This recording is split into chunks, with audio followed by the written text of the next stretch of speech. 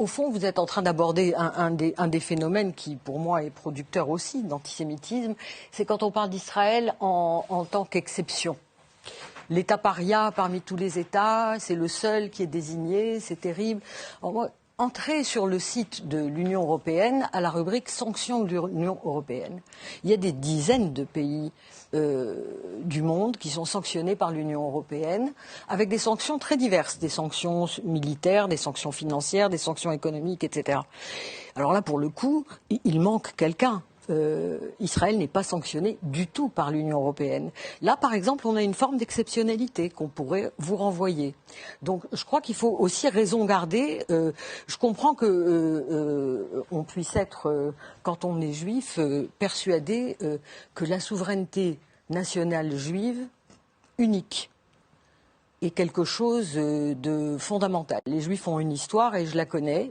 Il se trouve que je suis juive aussi, donc je sais que si j'ose dire, si j'ai juste envie d'évoquer mon père, je sais ce que ça signifiait pour mon père, le fait qu'il y ait quelque part dans le monde un État juif. Après la guerre, après la colonisation française, je sais ce que ça signifiait pour lui et je le comprenais. Pour moi, cette compréhension-là, elle s'arrête au moment où, pour réaliser ce projet national, qui peut être légitime après tout, sur un État, sur un territoire vide d'habitants, on peut dire, là, voilà, c'est vide, ça appartient à personne, on va faire ce qu'on veut. C'est un choix. Là où ça s'arrête pour moi, en tout cas, et pour sans doute beaucoup d'antisionistes comme moi, c'est quand pour faire ça, on s'en prend à un peuple qui n'a absolument rien à voir avec toute cette histoire juive et qui est progressivement écrasé depuis près d'un siècle dans le silence. Parce que tout ce que nous venons de dire ne fait que dessiner un énorme trou au milieu de ce studio, qui est ce qui se passe aujourd'hui. Comment expliquer qu'il y a 7000 prisonniers dans les prisons israéliennes, dont des enfants, qu'il y a des tortures pratiquées?